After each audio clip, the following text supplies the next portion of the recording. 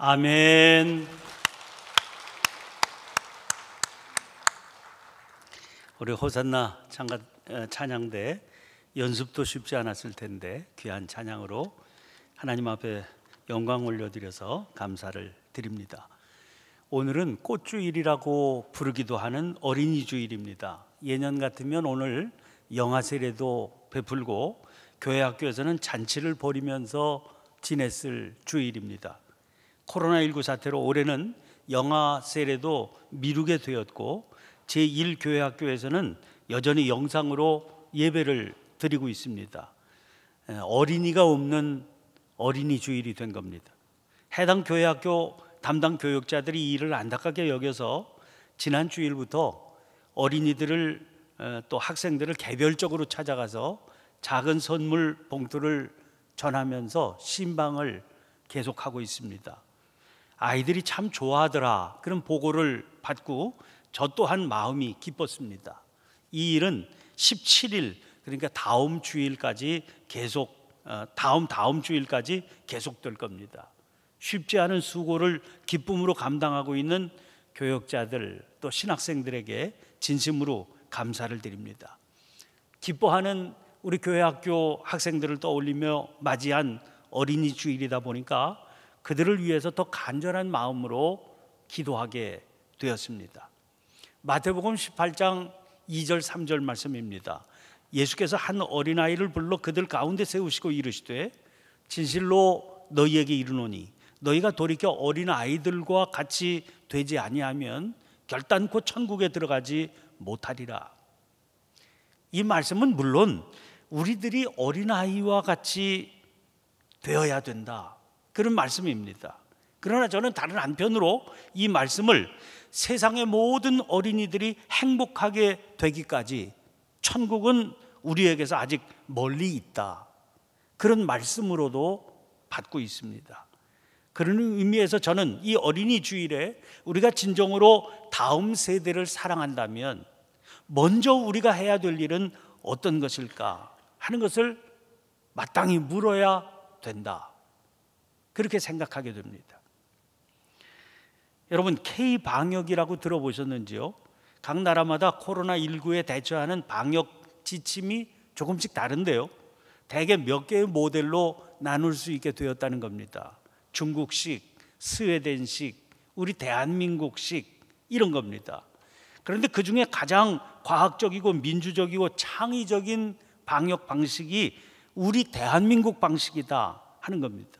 그래서 정부는 이번 기회에 자동차 이동형 드라이브스루 또 도보 이동형 워크스루 선별 진료소를 검사 운영하는 절차 방법이지요, 또 생활치료센터 운영 모형 이런 것들을 모아서 K-방역 모델이라고 하는 이름으로 국제 표준화를 하겠다 그런 목표를 세웠다는 겁니다. 누구도 부인하지 못할 성공적인 방역 결과가 그런 자신감의 근거입니다. 세계 최고의 선진국인 유럽이나 미국이 고전을 거듭하는 상황에서 이루어낸 열매이기 때문에 자부심을 가질 만도 하죠. 정확성을 의심한다고 그러던 일본조차 결국은 우리를 따라하지 않을 수 없게 만들었다고 그러지 않습니까? 우리 스스로 내세우는 얘기가 아니라 외신을 통해서 전해지고 있는 얘기입니다. 이번 총선에도 성공적인 코로나 방역이 큰 영향을 끼쳤다고 그러지요.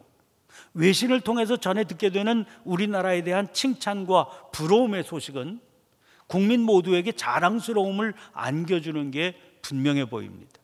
저도 그런 소식 들을 때마다 어깨가 으쓱거려요.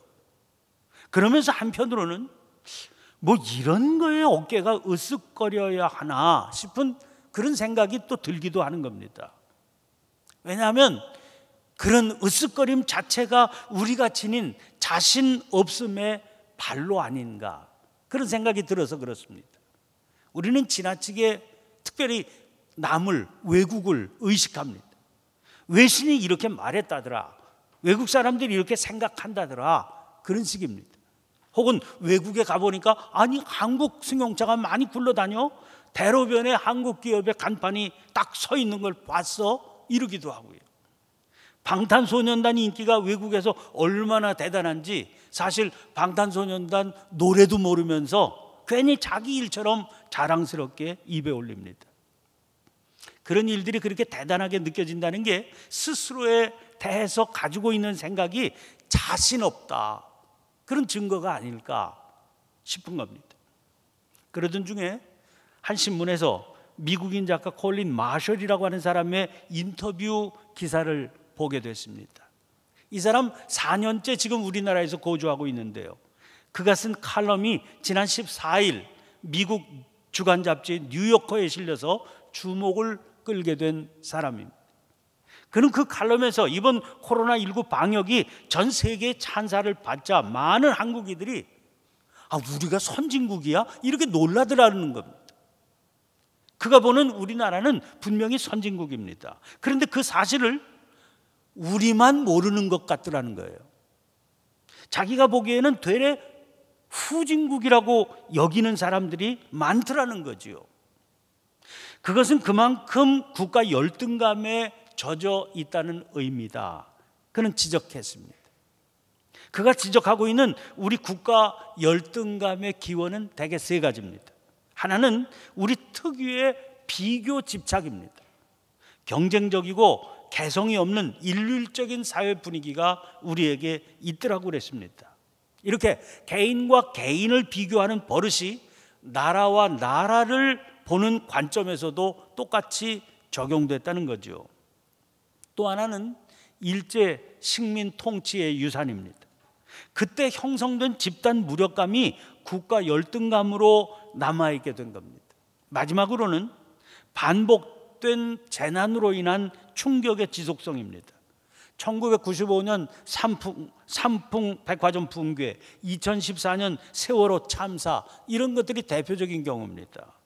이건 후진국에서나 일어날 이런 사건들이 강렬하게 남아있어서 스스로를 선진국으로 여길 수 없게 만들었다는 겁니다. 그의 지적은 상당히 설득력이 있기는 했지만 제 마음 한편에서는 과연 그것만일까 싶기도 했습니다.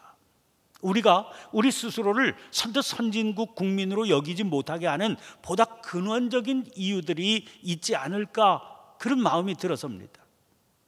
우리는 선진국, 그 의미 자체가 잘 선뜻 와닿지 않는 우리의 현실이 있는 겁니다. 그런 의미에서 우리의 오늘은 마치 롤러코스터 타는 것 같습니다. 어떤 때는 세계 최고를 내세우며 자부심을 갖게 되는데, 그와 동시에 어떤 경우에는 헬조선 소리가 저절로 나오게 됩니다.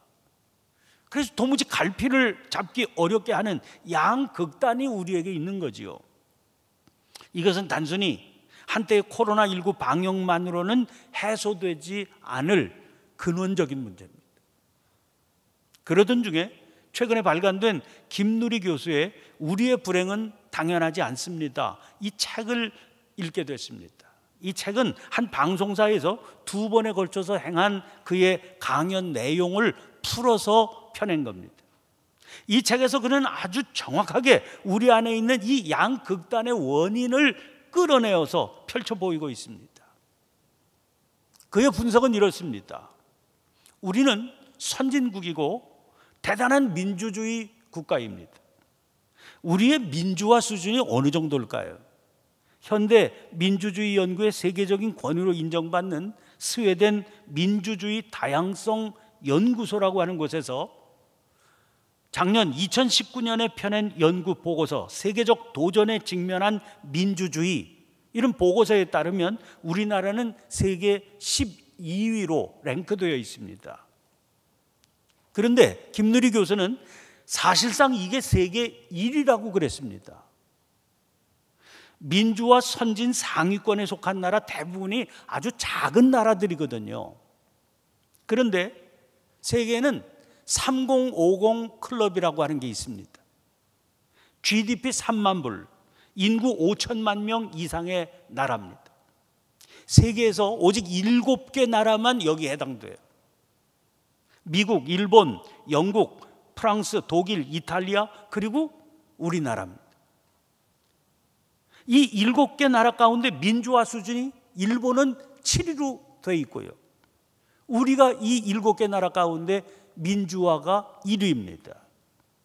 이 말은 우리가 정치 민주화와 경제 성장을 동시에 이루어낸 대단한 나라라고 하는 의미입니다. 문제는 그런데 행복하지 않은 나라라는 거예요. 자살률이 16년째 세계 1위입니다. 특히 노년층의 자살률 세계 평균의 10배입니다. 청소년을 비롯해서 청년들의 자살률 역시 세계 최고입니다. 아니, 아무런 이유 없이 이런 일이 일어나겠느냐고요. 낮은 출산율은 또 어떻겠습니까? 올해 출산율이 0.92입니다. 2년간 계속해서 1 이하로 나온 나라는 지금까지 역사적으로 우리나라가 유일합니다. 젊은 세대들이 왜 아이 낳을 생각을 하지 않는 겁니까? 자기들이 사는 게 지옥 같으니까요. 그 높은 수준의 정치 민주화, 놀라운 경제 성장과는 도무지 어울리지 않는, 커져만 가는 불행한 수치들, 어느 뭐로 보든지 어울리지 않는 이 조합 때문에 우리는 지금 참으로 이상한 나라에 살고 있는 겁니다. 이 괴리의 원인을 김누리 교수는 야수 자본주의 때문이다, 이렇게 지적합니다. 자본주의라는 것은 인간의 욕망을 합리적으로 충족시켜주는 아주 효율적인 제도입니다. 그런데 문제는 이 자본주의라고 하는 것이 본질적으로 그냥 내버려두면 인간을 잡아먹는 야수가 된다는 거예요. 따라서 이 자본주의를 길들이는 브레이크가 반드시 필요한데 그 역할을 정치가 해야 되는 겁니다. 그런데 우리나라 최근세사는 정치가 그 역할을 하기는커녕 거꾸로 부추기는 기능을 했다는 겁니다. 이게 분단 때문입니다. 그래서 이 분단의 문제를 어떻게 해결할 것인가가 우리들의 근원적인 문제가 된다는 거죠. 김누리 교수는 우리의 이 문제를 독일과 비교해서 살펴보고 있습니다. 같은 분단 국가였던 독일은 이 문제를 어떻게 극복할 수 있었는지, 우리는 또 독일과 왜 다른지, 이걸 예리하게 파헤쳐서 설명하면서 우리가 가야 할 바를 제시하고 있었습니다. 독일은 제가 몇 년간 살면서 조금 경험을 해본 나라라서 더 흥미롭게 또 공감하면서 책을 읽을 수 있었습니다. 그렇지만 저는 목사고 신앙인입니다. 책을 읽고 저자의 생각에 공감해서 고개를 끄덕이면서도 저자와는 다른 시선의 결이 생길 수밖에 없는 것을 느끼게 됐어요. 저자는 정치에서 길을 찾으려고 노력하고 있었습니다. 그 방법을 저도 역시 무시하거나 외면할 생각은 없습니다. 그러나 그와 함께 또 다른 차원을 떠올리게 됐습니다. 그것은 바른 신앙의 길이라고 하는 겁니다. 어린이 주일인 오늘은 다음 세대를 생각하는 주일입니다. 누구나 자식 사랑합니다. 우리나라 부모의 자식 사랑은 그 중에서도 유별나다고 그러지요.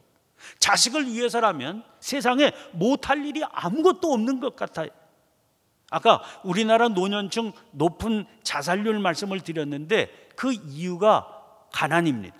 빈곤 때문입니다. 그러면 왜 우리나라만 노인들이 더 빈곤하겠어요? 유난스러운 자식들 뒷바라지 때문입니다.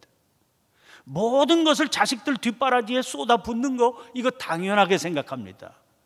그러니까 사랑하기 때문에 자꾸만 뭐든지 다 주고 싶은 거죠. 그런데 이 문제는 정말 냉정하게 생각해 봐야 됩니다. 자녀를 사랑하니까 아까울 게 없습니다. 할 수 있는 건 뭐든지 다 해주고 싶습니다. 그런데 그게 자녀를 살리는 길인가 죽이는 것인가는 생각을 해보고 판단을 해봐야 되지 않겠습니까? 우리의 문제는 사랑하니까 아낌없이 준 것인데 그게 죽이는 게 될 수도 있었다는 겁니다. 그게 나도 죽고요, 자식도 죽는 거, 그걸 물려준다면 그걸 어떻게 과연 사랑이라고, 진정한 사랑이라고 할 수 있겠냐는 거예요. 아내와 저는 요즘 매일 성경 잠언을 읽어 내려가고 있습니다. 읽으면 읽을수록 대단한 책이라고 하는 사실을 깨닫게 됩니다. 잠언은 지혜의 책입니다. 그런데 그냥 지혜가 아닙니다. 삶의 지혜요, 인생의 길을 담은 지혜입니다. 그런데 이 책에서 우리가 자주 만나게 되는 단어가 내 아들입니다. 오늘 본문이 시작되는 11절도 내 아들아 이렇게 시작되고 있지 않습니까? 아들이라고 되어 있지만 이걸 우리식으로 한다면 자녀, 아들, 딸 이렇게 해야 옳겠지요. 그러니까 사랑하는 자식에게 꼭 전해주고 싶은 교훈을 모은 책이 잠언인 겁니다. 이게 성경에 들어가 있는 이유가 뭐겠습니까? 한마디로 하나님께서 우리를 통해서 전해주기를 원하시는 내용이다, 그런 증거지요. 그렇습니다. 잠언의 교훈, 잠언의 가르침은 하나님께서 부모인 우리에게, 우리 다음 세대들에게 전해주기를 원하는 그 내용이 담겨 있는 겁니다. 그래서 성경이 된 거예요. 그렇다면 하나님께서 전해주기를 원하시는 그게 무엇일까요? 지혜를 전해주라는 겁니다. 명철을 전해주라는 겁니다. 오늘 본문 13절부터 15절입니다.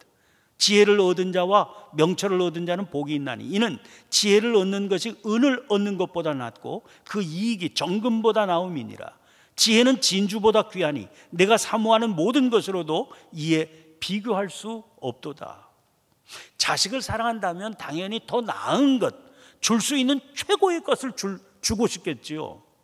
그런데 지혜와 명철은 은이나 정금, 진주보다도 귀한 것이라고 그랬습니다. 어떤 것이 더 귀하다, 덜 귀하다, 이 가치는 누가 결정합니까? 가치라고 하는 것은 그가 누구냐에 따라서 달라지는 겁니다. 그래서 가치관, 이런 말을 쓰게 되는 거죠. 다시 말하면 그가 무엇을 더 소중하게 생각하느냐, 그것이 그 사람이 누구인지를 결정한다는 겁니다. 신앙이라는 어떤 존재입니까? 그의 가치관을 하나님의 말씀이 결정하면 그가 신앙인이라고 그러는 겁니다. 오해가 없으시기를 바랍니다. 교회 다닌다고 다 신앙인이 아니에요. 주님은 성전에서 장사하는 이들의 상을 둘러 엎고 그들을 내쫓으시며 내 집은 만민이 기도하는 집이라 칭함을 받으리라고 하지 아니하였느냐? 너희는 강도의 소굴을 만들었도다 하셨습니다. 교회에 다니기는 하지만은요, 장사꾼도 있고요, 강도도 있습니다. 그의 가치관이 하나님의 말씀에 뿌리를 두고 있어야 신앙인이라고 그러는 겁니다. 그런데 지금 그 말씀이 뭐라고 그럽니까? 지혜와 명철이 은이나 금, 진주보다 더 가치가 있다 하는 겁니다. 11절 말씀 보니까 내 아들아 여호와의 징계를 경히 여기지 말라, 그 꾸지람을 싫어하지 말라고 그랬습니다. 여호와 하나님께서는 징계를 통해서, 꾸지람을 통해 지혜를 그리고 명철을 주십니다. 그러니까 징계와 꾸지람은 당장은 괴로워도요, 그 결과로 얻게 될 지혜와 명철이 값진 것임을 알기 때문에 싫어할 수가 없는 거죠. 이 말씀이 아멘 이렇게 받아들여져야 그 사람이 신앙인인 겁니다. 그렇게 받아들여진다면 자녀에게는 당연히 은이나 금, 진주보다도 지혜요, 명철 물려주고 싶고 물려주려고 그러겠죠. 그러면 하나님께서는 왜 그게 더 가치가 있다고 그러셨을까요? 17절 18절입니다. 그 길은 즐거운 길이요 그의 지름길은 다 평강이니라. 지혜는 그 얻은 자에게 생명나무라. 지혜를 가진 자는 복되도다. 그리고 23절부터 25절 말씀도 보세요. 내가 네 길을 평안히 행하겠고 네 발이 거치지 아니하겠으며 내가 누울 때 두려워하지 아니하겠고 내가 누운즉 내 잠이 달리로다. 너는 갑작스러운 두려움도 악인에게 닥치는 멸망도 두려워하지 말라. 지혜가 주는 것들은 은으로도 금으로도 살 수가 없는 것들이에요. 진주를 가지고도 구할 수가 없는 겁니다. 그런데 하나님께서는 진정한 삶의 행복이 거기에서부터 흘러나온다고 그러셔요. 그러니 당연히 귀한 것 아니겠습니까? 그런데 사랑하는 성도 여러분, 정말 중요한 것은 그러면 구체적으로 뭐가 지혜요 명철이냐 하는 그게 아니겠습니까? 오늘 하나님께서 강조하시는 그 내용이 오늘 본문 아랫부분 27절 이하의 말씀에 실려 있습니다. 그래서 그 부분을 주목해서 보셔야 돼요. 27절입니다. 내 손이 선을 베풀 힘이 있거든 마땅히 받을 자에게 베풀기를 아끼지 말며. 이거 아주 구체적이죠. 이거를 알고 실천하는 게 지혜라는 거예요. 명철이라는 거예요. 주님께서 말씀하셨습니다. 마태복음 6장 19절 20절입니다. 너희를 위하여 보물을 땅에 쌓아두지 말라. 거기는 좀과 독록이 해하며 도둑이 구멍을 뚫고 도둑질하느니라. 오직 너희를 위하여 보물을 하늘에 쌓아두라. 거기는 좀이나 독록이 해하지 못하며 도둑이 구멍을 뚫지도 못하고 도둑질도 못하느니라.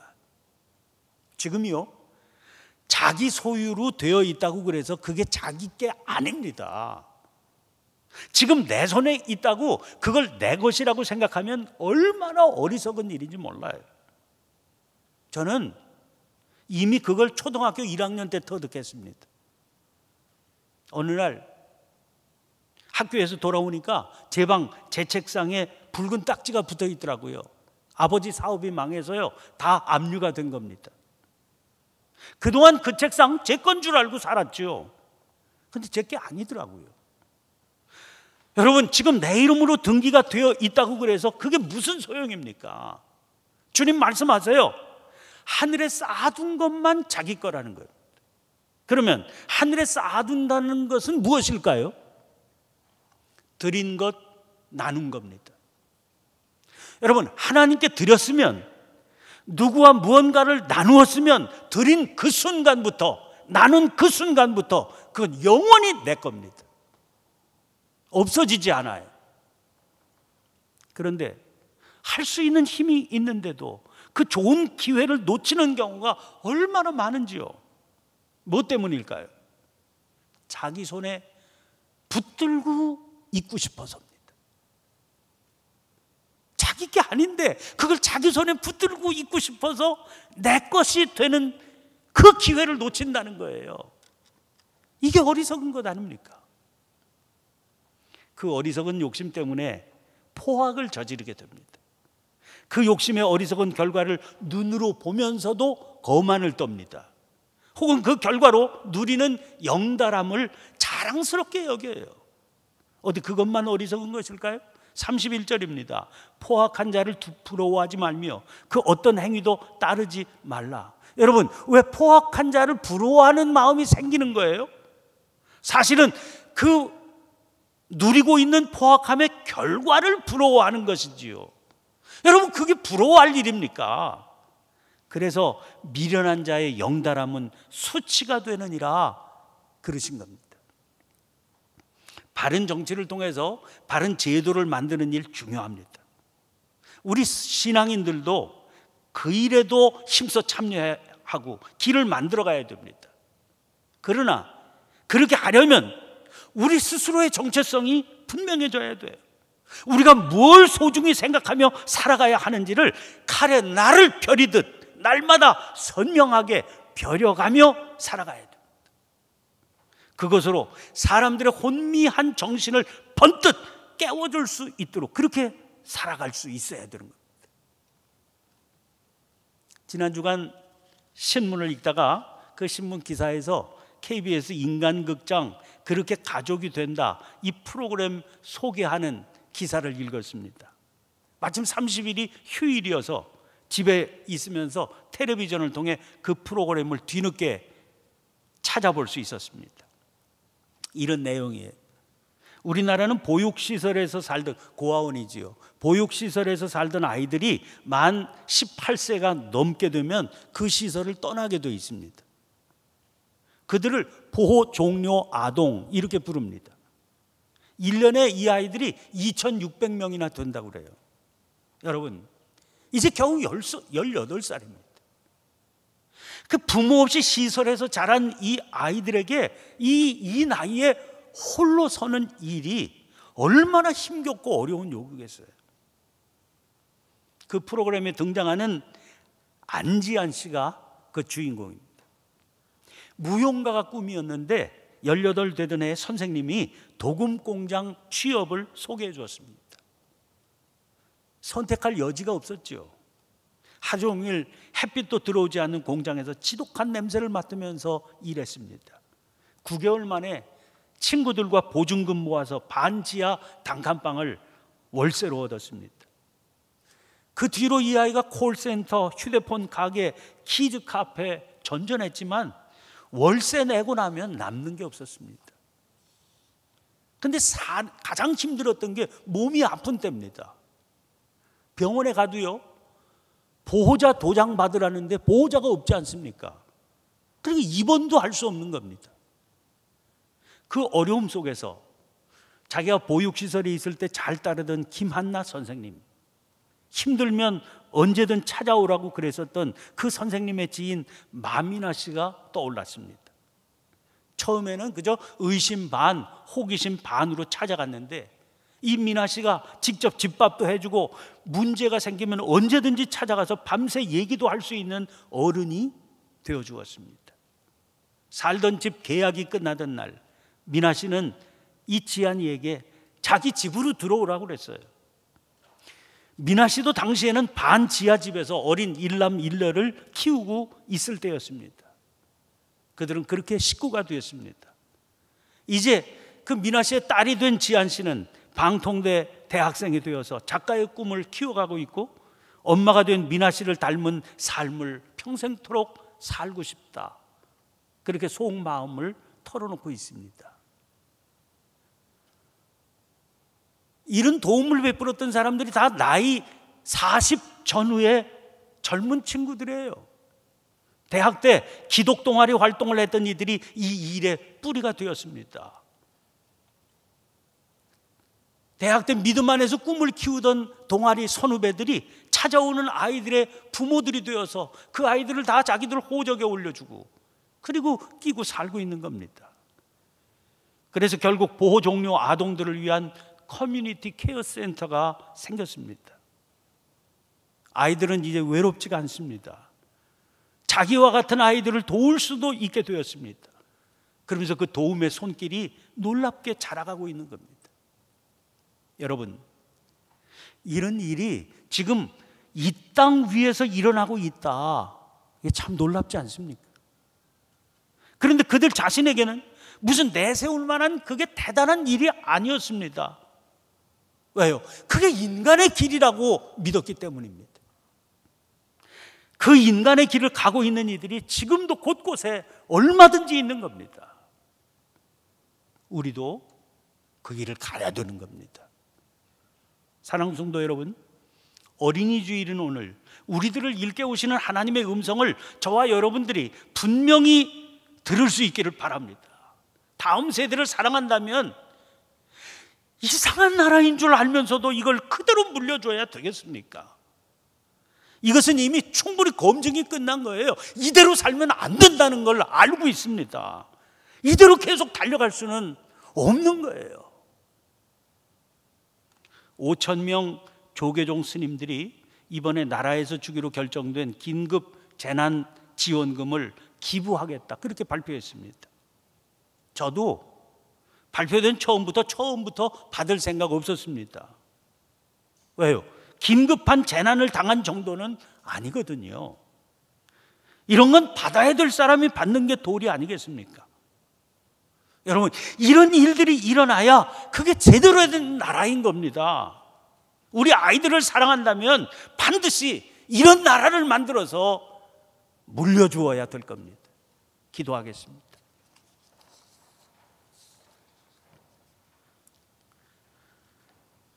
사랑이신 하나님, 5월의 첫 주일 어린이 주일입니다. 해맑은 어린이들의 소리를 듣지 못하는 어린이 주일, 사방천지에 꽃이 가득해도 그 꽃의 아름다움을 누릴 수 없는 꽃주일입니다. 이 안타까움 속에 내 아들아, 여호와의 징계를 경히 여기지 말라, 그 꾸지람을 싫어하지 말라는 말씀을 가슴에 깊이 담게 해 주시옵소서.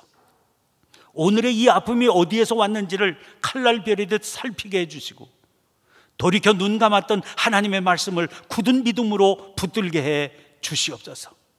다음 세대를 사랑하기에, 그들에게 물려주어야 할 바른 유산을 물려줄 수 있도록 버려야 할 것 과감히 버릴 수 있는 믿음을 주시옵소서. 붙들고 키워가야 할 말씀의 가치관 굳건히 세워가게 해 주시옵소서. 주님 오시는 그날까지 믿음의 유업을 이어가는 가운데 아름다운 세상 만들어가기 원하시는 우리 구주 예수님 이름으로 기도하옵나이다. 아멘.